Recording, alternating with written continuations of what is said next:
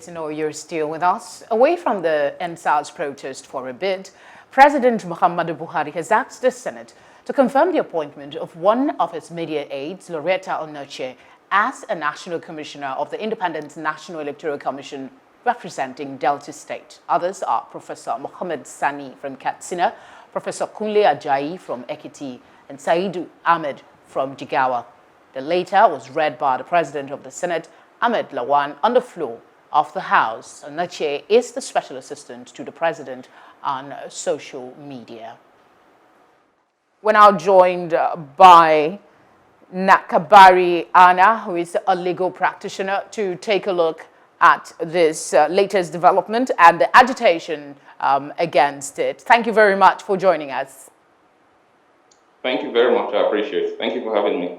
All right. It's our pleasure. Welcome once again. I want to kick off, by asking why you think, this has generated a lot of reactions across the country. And I'm talking now about the nomination of Lauretta Onochie as a commissioner in INEC. Fundamentally, it has generated a lot of reaction because people don't know the correct position of the law.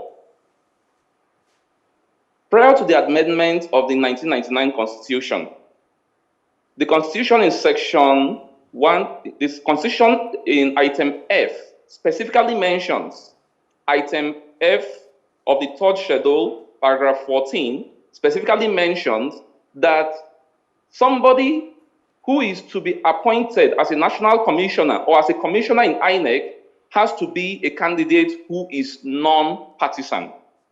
As at today, the 1999 Constitution of the Federal Republic of Nigeria, as amended, Item F of the third schedule, paragraph 14(2), does not mention that you have to be non-partisan.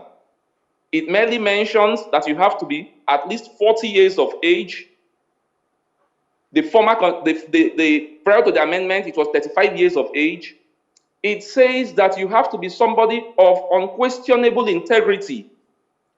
Before the amendment, it says you have to be non-partisan and someone of unquestionable integrity. The Constitution we are working with today says that you have to be 40 years of age, be appointed by the President, and be somebody of unquestionable integrity. So to that extent, I would conclude by saying that Lauretta Onochie is conditionally qualified. But then they, However, okay, go ahead, sir. I said Lauretta Onochie is only conditionally qualified because how do you define someone who has unquestionable integrity? It is a subjective test, not an objective test. And in the President's opinion, she is someone of unquestionable integrity. So to that extent, she is qualified. However, the provisions of the Constitution are not read in isolation. If you look at paragraph B, part 1 of the third schedule, it talks about the Council of State. And it specifically mentions that the Council of State shall advise the President. The Council of State shall advise the President on the exercise of his powers to nominate anyone as chairman or commissioner of the Independent National Electoral Commission. The question now is, did the Council of State meet? When did they meet? Did they discuss the appointment of Lauretta Onochie and others as commissioners in INEC? If they did, where is the minutes of meeting to that effect? So I feel those people who are agitating against the appointment of Lauretta Onochie should be looking at this angle. Did the President exercise his appointing authority in compliance or based on the advice of the Council of State? If you look at the clear provisions of paragraph B, part 1 of the third schedule of the Constitution, it uses the word shall. And in law, when the word shall is used, it is a mandatory provision that the President cannot waive. So, in the absence of the advice of the Council of State, I will say Lauretta Onochie is only conditionally qualified. Okay, conditionally qualified. The president is not breaking the law by appointing her as an INEC commissioner. But then again, some of the issues you've raised, non-partisan. I am saying that the president has not fully complied with the law. Okay. If the president has, I now expect the president and his aides to come forward to say the Council of State met 5 days ago. And during that meeting, this is the agenda of the meeting. These were the resolutions of the meeting. Yeah. Until that is done, Lauretta Onochie is conditionally qualified. Okay, conditionally qualified, however you frame it, there is still the question of this administration's stance when it's come to providing free, fair, and credible elections. He has repeatedly announced his commitment to ensuring that that happens. But she is his social media assistant at this point, and there's been series of tweets that shows that she is clearly partisan in certain regards. So wouldn't that reflect negatively on the avowed stance of the presidency? And what must he do at this point to ensure that that impression is addressed? Now, I thank you very much for this, your brilliant question. Now, the issue you have raised now is an issue I expect the agitators to take up with the senators. Somebody who is a commissioner in INEC is expected to be unbiased. The question now is, based on the tweets and social media posts of Mrs. Lauretta Onochie, can we conclude that she is going to be unbiased when she gets into INEC? Now, I refer to conditional qualification because when we talk about appointment into any federal government agency, it is based on the clear provisions of the Constitution. The president has the powers to appoint, but that power to appoint is not to be exercised in a vacuum. If you ask me a direct question, I will say, based on the tweets of Lauretta Onochie will not be an unbiased umpire as a national commissioner of INEC. But that is the business of the senators when it comes to evaluating her qualifications. Femi Fallon, of course, a senior advocate of Nigeria, has also shared his thoughts and, of course, has asked that she not be confirmed as an INEC commissioner. Do you think, that the government or the Senate, rather, should listen to him? And, of course, another thing I would point out, do you think it's possible for a person to work as an INEC commissioner without the bias that comes, with partisanship? Thank you for the two questions. First, I have read the statement put out by the learned Femi Falana SAN. I do not completely agree with his statements. In some aspects, especially when he refers to the powers of the Council of State to advise the president on appointment of chairman and commissioners in INEC, I agree with the learned senior advocate. But if you look at it strictly speaking, the area where the learned son referred to, the third schedule, the item F of the third schedule, paragraph 14.2, the learned son was relying on the 2010 amended Constitution of Nigeria. So the learned son is not up to date in the post he made, that is public statement. There is an amendment dated 2011, which takes out that clause of non-partisanship. Now, to your second question, she cannot be unbiased. Having occupied public office as the essay to the president on social media, we cannot believe that she is going to be unbiased, specifically because she is noted to have antagonized, opposed, and used strong language against members of the opposition political parties. Now, sitting as a commissioner in INEC, I do not believe that she is going to be an unbiased umpire. So those who are agitating should tilt the agitation towards this line of reasoning, not saying that she has to be non-partisan. No, the Constitution no longer says you have to be non-partisan. The Constitution merely says you have to be 40 years old be appointed by the president, and be somebody of unquestionable integrity. Weird question, really. There are some who are suggesting that this might be targeted to distract from the NSAS agitation, because a lot of persons are arguing that, knowing fully well that this lady has certain biases, is the government unaware that her appointment will cause a lot of anger?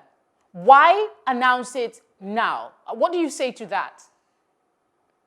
This government is noted to use a lot of smoke screens. Yes, your assumption may be very correct. You get it. At the same time, the NSAS protest, having been successful, also has to be shifted to other issues. The number of people that SARS operatives have killed is not up to the number of people who have died in hospitals with no drugs.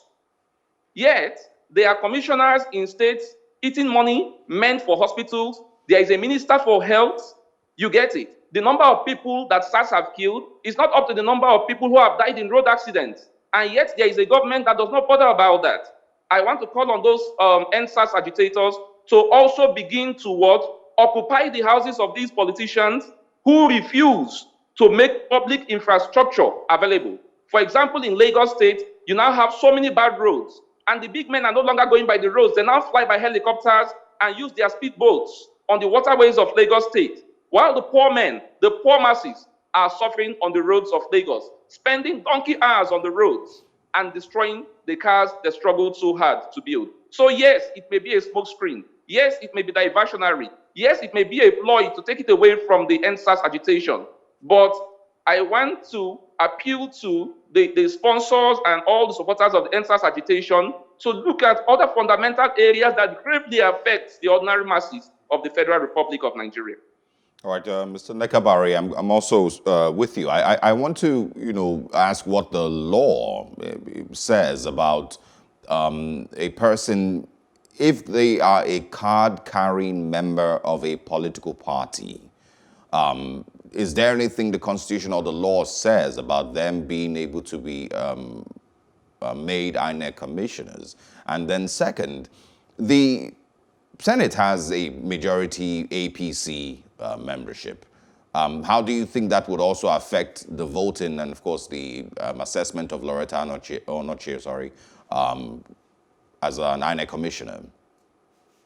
To answer your question directly, to the first question, there is nothing in the Constitution today that says if you belong to a political party, you cannot be appointed as National Commissioner of INEC. Before now, yes, it says you have to be non-partisan. So the second question, I expect that the members of the APC in the Senate will vote overwhelmingly for the appointment of Lauretta Onochie, but I expect distinguished senators representing other political parties to raise questions on the integrity of Lauretta Onochie.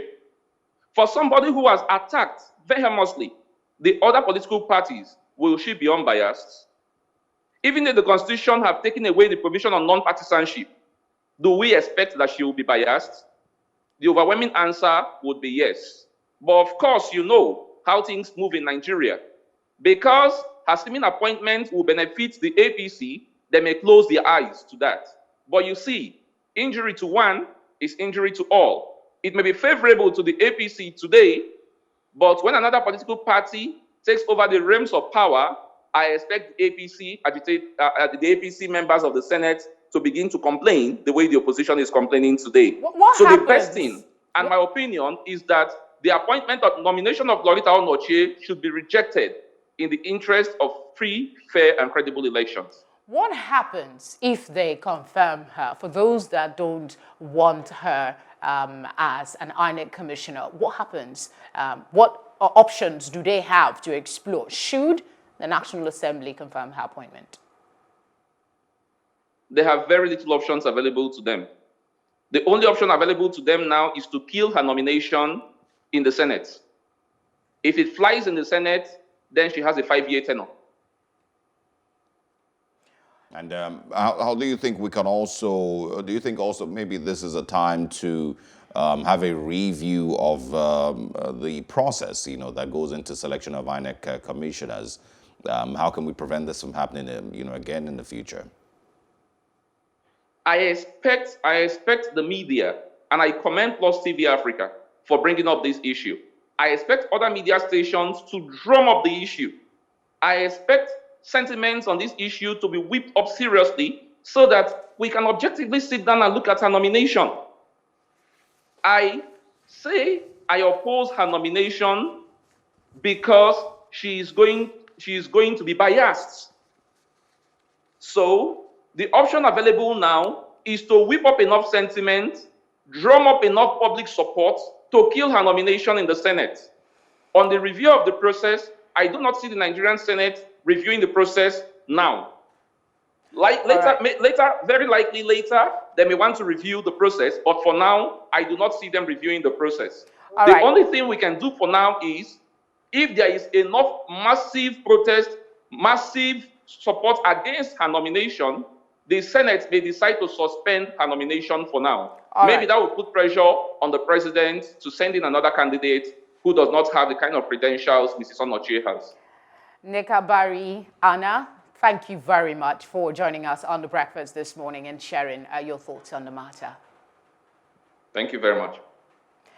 Hello, hope you enjoyed the news. Please do subscribe to our YouTube channel and don't forget to hit the notification button so you get notified about fresh news updates.